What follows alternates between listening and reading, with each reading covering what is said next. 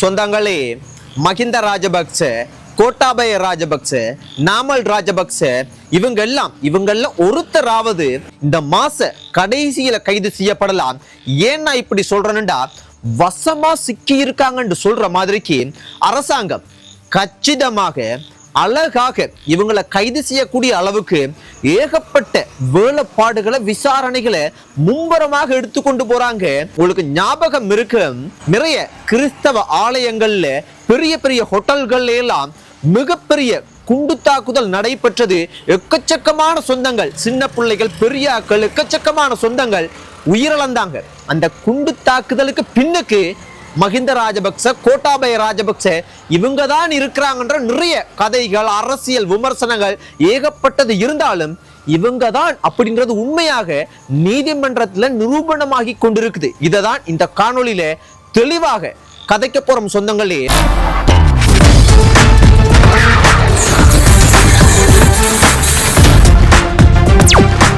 இப்ப அதாவது தற்போதைய நாட்டினுடைய ஜனாதிபதி அனுரகுமார் திசாநாயக் அவங்க தேர்தல் சமயத்துல அவர் ஜனாதிபதி ஆகிறதுக்காக தான் இந்த மஹிந்த ராஜபக்ச, கோட்டாபய ராஜபக்ச இவங்க இந்த குண்டு தாக்குதலுக்கு பின்னுக்கு இருக்கிறாங்கன்னு சும்மா அவர் ஒரு பொய் பிரச்சாரத்தை தான் செய்திருக்கிறாரு. நிறைய விமர்சனங்கள் இன்றைக்கு வரைக்கும் இருக்குது. ஏன்னு பார்க்க போனா இவர் கதைச்சேரே தவிர கைது செய்தீரா இல்லையே, எந்த ஒரு முன்னேற்றமும் இல்லையே, இப்படித்தான் இவர் மேல விமர்சனம் இருக்குது. ஆனா இப்ப சில நாட்களுக்கு முதல் தான் மேத்தின கூட்டத்துல ஜனாதிபதி சொல்லியிருந்தேர், இந்த வருஷம் முக்கியமான வருஷம். ஏனென்றா எக்கச்சக்கமான அரசியல் பெரிய பெரிய தலைகள் எல்லாம் இந்த வருஷம் எக்கச்சக்கமான ஆக்கள் கைது செய்யப்பட போறாங்க அப்படின்னு யார் சொன்னது? அனுரகுமார் திசாநாயக் அவங்க தற்போதைய ஜனாதிபதி அவங்க சொல்லி இருந்தாங்க. அப்ப அதுக்கு எதிராக அதுக்கு பதில் சொல்லக்கூடிய வகையில நாமல் ராஜபக்ச, அதாவது மஹிந்த ராஜபக்ச அவங்களுடைய மகன் என்ன சொல்லி இருந்தார் என்றால், இது எங்களுக்கு ஏற்கனவே தெரியும், அதாவது விசாரணைகள் இது எல்லாமே நீதிமன்றத்துல முடிவு செய்யப்படுறது இல்ல, இவங்க தான் இஷ்டத்துக்கு செய்யறாங்க அப்படின்ற மாதிரி அவர் ஒரு விஷயத்த சொல்லியிருந்தேன். சரி, நாங்க விஷயத்துக்கு வருவோம். என்னண்டா, ஏன் மஹிந்த ராஜபக்ச இவங்க இப்படி வசமா சிக்கி இருக்காங்கன்னு சொல்றேன்டா, சட்டமா அதிபர் இன்றைக்கு கொழும்புல கோட்டை நீதவான் நீதிமன்றத்துல முக்கியமான ஒரு விஷயம் என்று சொல்லியிருக்கேன். என்னண்டா, இந்த குண்டு தாக்குதல் 2021ஆம் ஆண்டு நடக்குதில்லோ, நடந்து முடிஞ்சதன் பிற்பாடு மஹிந்த ராஜபக்ச, கோட்டாபய ராஜபக்ச, நாமல் ராஜபக்ச எங்க சிறைச்சாலைக்கு போய் பிள்ளையானவங்க இருக்கிறாங்க, பிள்ளையானவங்களை சந்திச்சு ஒரு வாக்குறுதி ஒன்றை கொடுத்துருக்காங்க. என்ன வாக்குறுதிண்டா, கோட்டாபய அப்ப ஜனாதிபதி தேர்தல் நடக்கிற சமயமா, அப்ப கோட்டாபய ராஜபக்ச ஆட்சிக்கு வந்ததன் பிற்பாடு ஒரு கிழமையிலேயே உங்களை நாங்க பிணையில வெளியே கொண்டு வரோம், ஏனென்றா பிள்ளையானவங்க சிறைச்சாலையில் இருக்கிறேன், நாங்க வெளியே கொண்டு வரோம்ன்ற ஒரு வாக்குறுதிய கொடுத்திருக்கிறாங்க. அப்படின்ற ஒரு முக்கியமான விஷயத்தை சட்டமா அதிபர் இன்றைக்கு கோட்டை நீதவான் நீதிமன்றத்துல தெரிவிச்சிருக்கிறேன். சரி, அவர் தெரிவிச்சா இதெல்லாம் சரியா? இதுக்கு முதல் அசாத் மௌலானா இவ்வளவு விஷயங்கள் சொல்லி இருக்கேன், இப்படி எல்லாம் நாங்கள் கதைப்போம் தானே. இதுக்குள்ள அசாத் மௌலானாவும் வர்றேன், தெரியாதவங்களுக்கு அசாத் மௌலானா யார் என்றே சொல்றேன். அதாவது இந்த குண்டு தாக்குதலுக்கு பின்னுக்கு இருக்கக்கூடிய முக்கியமான சூத்திரதாரி பிள்ளையானவங்க, பிள்ளையானுக்கு மேல இருக்கிறது மஹிந்த ராஜபக்ச அப்படின்ற மாதிரிக்கு விஷயங்கள் போகுது. அப்ப இந்த பிள்ளையானினுடைய செயலாளர் அந்த சமயத்துல செயலாளரா இருந்தது யாருண்டா, அசாத் மௌலானா அவங்க. அவர் இப்ப எங்க இருக்கிறார்? பிரான்ஸ் நாட்டுல வசிச்சு வர்றார். அப்ப பிரான்ஸ் நாட்டுல இருக்கிற அவர்கிட்ட எப்படி வாக்குமூலம் எடுக்க முடியும்? அப்ப என்ன செஞ்சிருக்காங்கடா, இந்த விசாரணையை முன்பரமாக கொண்டு போறனால பிரான்ஸ்ல இருக்கக்கூடிய இலங்கை தூதரகத்துக்கு அசாத் மௌலானாவை கூப்பிட்டு இலங்கையினுடைய முக்கியமான விசேட புலனாய்வு பிரிவு என்ன செஞ்சிருக்காங்கடா, அங்க பிரான்ஸ் நாட்டுல இலங்கை தூதரகத்துல வச்சு அசாத் மௌலானாவை அங்க கூப்பிட்டு ஒரு முக்கியமான விஷயம் ஒன்றை கேட்டிருக்கிறாங்க. அதுல தெரிய வந்திருக்கிறது முக்கியமானது என்றால், இந்த குண்டு தாக்குதல் நடந்ததன் பிற்பாடு மஹிந்த ராஜபக்ச, கோட்டாபய ராஜபக்ச, நாமல் ராஜபக்ச அப்படின்னா மஹிந்த ராஜபக்சவோட மகனும் இவங்க எல்லாம் சிறைச்சாலைக்கு போய் பிள்ளையானவங்களை ரகசியமாக சந்திச்சு பிள்ளையானவங்களுக்கு நாங்க அதிகாரத்துக்கு, அதாவது அதுக்கு பிற்பாடு இந்த சம்பவம் நடந்து இவங்களை சந்திச்சு கொஞ்ச நாளைக்கு பிற்பாடு ஜனாதிபதி தேர்தல் நடக்க போகுது. அப்ப அதுக்காக தான் இது குறி வச்சு செஞ்சிருக்கிறாங்க. அப்ப என்ன நடந்திருக்குண்டா, நாங்க வந்ததன் பிற்பாடு ஜனாதிபதியாக கோட்டாபய ராஜபக்ச அதிகாரத்துக்கு வந்ததுக்கு பிற்பாடு உங்களை ஒரு கிழமையில நாங்க பிணையில வெளியே கொண்டு வந்துருவோம்.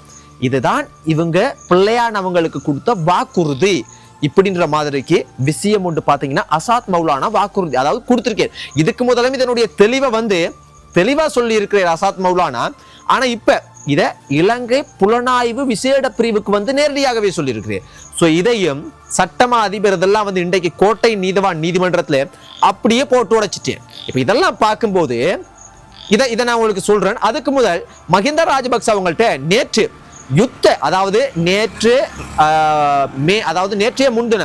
நேற்றைய முன்தினம் மே 18 அப்படின்னா அது என்ன தினம்? யுத்தத்தினுடைய இறுதி நாள்ல முள்ளிவாய்க்கால்ல தடை செய்யப்பட்ட ஒரு இடத்துல, அதாவது இந்த இடத்துல குண்டு போட மாட்டோம், இந்த இடத்துல எதுவுமே நடக்காதுன்னு சொல்லி அந்த இடத்துக்கு எங்களோட தமிழ் சொந்தங்களை அப்படியே வர வச்சுட்டு அங்க குண்டு மலையா போட்டு தடை செய்யப்பட்ட குண்டு மலைகளை போட்டு செய்யவே கூடாத சொல்லவே முடியாத மிகவும் மனைவிக்கு முன்னுக்கு பிள்ளைகள் கணவனுக்கு முன்னுக்கு மனைவிய சொந்த தாய் தகப்பனுக்கு பின்னுக்கு முன்னுக்கு மகளை அண்ணாவுக்கு முன்னுக்கு தங்கச்சி இப்படி எவ்வளவு விஷயங்கள் அட்டூழியங்கள் மிகவும் மோசமான விஷயங்கள்லாம் நடந்தேறிய ஒரு மோசமான ஒரு நாள். அப்படி ஒரு தமிழ் சொந்தங்கள் கவலையாக நினைக்கிற ஒரு நாள்ல இந்த பக்கம் என்ன நடக்குது? யுத்த வெற்றியை கொண்டாடுறாங்க. சோ இந்த மாதிரியான சூழ்நிலையில ஒரு விஷயம் உண்டு. அங்க மஹிந்த ராஜபக்ச அவர்களினுடைய ஒரு டீம் ஒன்று என்ன செய்யறாங்கன்னா அதுக்கு அந்த தயார் நிலையில நடந்து கொண்டிருக்கும் போது அங்க அஞ்சலி செலுத்துறதுக்காக போறாங்க. அப்ப அங்க அந்த நபரை தடுக்கப்படுது. அப்ப அந்த சமயத்துல மஹிந்த ராஜபக்ச அவங்கள்ட்ட கேட்கிறாங்க, இப்படி ஒரு விஷயம் தடுத்து இருக்கிறாங்க அங்க அஞ்சலி செலுத்த போனவங்க என்று சொல்ல மஹிந்த ராஜபக்ச அவங்க ஒரு கருத்து ஒன்று சொல்லியிருக்காரு. என்ன கருத்துண்டா, இந்த அரசாங்கம் புலிகள் அதாவது விடுதலை புலிகள் சுதந்திரமாக திரிகிறதுக்கு சந்தர்ப்பத்தை கொடுத்திருக்கிறாங்க. யுத்தத்தை வெற்றி கொண்டு அதாவது அவர் சொல்றார் வீரர்களை நினைவு கூறுறதுக்கு சந்தர்ப்பம் இல்லைண்டா. இது என்ன அரசாங்கம்? இது கிட்டத்தட்ட விடுதலை புலிகளுக்கு சார்பான ஒரு அரசாங்கம் என்ற மாதிரிக்கு மஹிந்த ராஜபக்ச ஒரு மிகவும் ஒரு கடுமையான பதில சொல்லி இருந்தேன். ஸோ இதெல்லாம் பார்க்கக்குள்ள கிட்டத்தட்ட மஹிந்த ராஜபக்ச அவங்க இறுதி கட்டத்தை கைது செய்யப்படக்கூடிய இறுதி கட்டத்தை ஏண்டா இந்த அரசாங்கத்தை அவர் கடுமையை எதிர்க்க தொடங்கிட்டு இறுதி கட்டத்தை அவர் இன்னொரு அவருக்கு கடும் வயசும் போயிருச்சு. ஸோ இப்படி சூழ்நிலைகள் எல்லாம் இருக்கும்போது இதுல இன்னொரு பொலிட்டிக்கல் ஒன்றும் பார்க்க கிடைக்குது. என்னண்டா இப்ப கிட்டத்தட்ட எல்லாம் பார்க்கக்குள்ள ஆதாரம் நிரூபிக்கப்பட்டா உண்மையாகவே இந்த மிகப்பெரிய ஈஸ்டர் குண்டு தாக்குதலுக்கு பின்னுக்கு இவங்க சொல்றதெல்லாம் உண்மையாக இருந்து நிரூபிக்கப்பட்டா அடுத்து என்ன நடக்கும்? மஹிந்த ராஜபக்சவையோ கோட்டாபய ராஜபக்சவையோ நாமல் ராஜபக்ச அவங்களையோ கைது செய்வாங்க. இதுதான் சட்ட ரீதியாக நீதிமன்றத்தினுடைய செயற்பாடுகள். இதற்கு முதல் நடக்கிற விஷயங்களை பார்க்கும்போது என்ன, ஒரு குற்றவாளியை கூப்பிடுவாங்க, அங்க விசாரணைகள் நடக்கும். அப்ப விசாரணைகள் நிரூபிக்கப்பட்டா குற்றவாளியாக அவங்க அடையாளம் காணப்பட்டா, அதாவது குற்றவாளி அப்படி இவர் தப்பு செய்திருக்க உறுதி செய்யப்பட்டா அவருக்கு நீதிபதி தண்டனையை வழங்குவார். இவங்களோட விசாரணை போகுது, கிட்டத்தட்ட இதெல்லாம் உறுதி செய்யப்பட்டா என்ன நடக்கும்? தண்டனையை வழங்குவாங்க. அப்படின்னா என்ன நடக்கும்? தண்டனையை வழங்குறேன்டா மஹிந்த ராஜபக்ச அவங்களோ கோட்டாபய ராஜபக்ச அவங்களோ நாமல் ராஜபக்ச அவங்களோ கைது செய்யப்படுவாங்க. ஆனால் இதுக்குள்ள இன்னொரு விஷயமும் போகுது. ஒருபோதும் அனுரகுமார் திசாநாயக் அவங்க இதை செய்ய மாட்டாங்க அப்படின்ற ஒரு போகுது. ஏண்டா அவங்களோட இதையே அவர் செய்ய மாட்டார். ஆனா இன்னொன்று போகுது, கட்டாயம் அனுரகுமார் திசாநாயக் அவங்களோட அரசாங்கம் இதை செய்வாங்க. ஏனெண்டா இவங்களோட ஆட்சிக்கு பெட்ரோல் விலை, அரிசி விலை, அந்த விலை, இந்த விலை எல்லாமே ஏறிக்கொண்டு போகுது. அப்ப எதை சாதிச்சிருக்கிறோம் இந்த 5 வருஷத்துல அப்படின்றத மக்களுக்கு இதை நான் தமிழ் மக்கள் சிங்கள மக்கள் சொல்றேன். இதை அப்ப மக்களுக்கு இவங்க என்ன காட்ட முடியும்? பெட்ரோல் விலை கூடி இருக்கு, அரிசி விலை கூடி இருக்குது, பொருட்கள் எல்லா விலையும் கூடி இருக்கு. இதை காட்டினா அடுத்த முறை ஓட்டு வாங்கவங்களால முடியாது. அப்ப என்ன செய்வாங்க? லஞ்சம் ஒழிச்சிருக்கிறோம், போதைப் பொருளை கட்டுப்படுத்தி இருக்கிறோம், இந்த மாதிரிக்கு மோசமான மஹிந்த ராஜபக்ச இவங்க எல்லாம் இருந்தாதானே ஆட்சி அதிகாரத்துக்கு வர முடியும். இவங்க இல்லண்டா.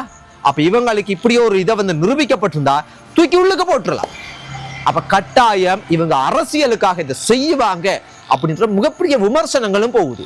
ஆகவே சொந்தங்களே, நான் உங்கள்கிட்ட கேட்கிறேன், மஹிந்த ராஜபக்ச அவங்க கோட்டாபய ராஜபக்ச இந்த பிள்ளையான் இவங்க தான் இந்த ஈஸ்டர் குண்டு தாக்குதலுக்கு பின்னுக்கு இருக்கிறாங்களா, இல்லைண்டா அரசியல் லாபத்துக்காக தான் ஒருத்தர் மாறி மாறி குற்றம் சுமத்துறாங்களா?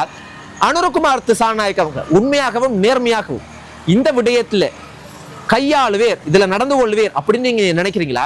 மஹிந்த ராஜபக்சவோ கோட்டாபய ராஜபக்ச அவங்களோ நாமல் ராஜபக்ச அவங்களோ கைது செய்யப்படுவாங்களா, இல்லடா இதெல்லாம் ஒரு படம் காட்டுற வேலை, மக்களுக்கு பூச்சாண்டி காட்டுற வேலை தான் அப்படின்னு நீங்க நினைக்கிறீங்களா? நீங்க என்ன நினைக்கிறீங்க?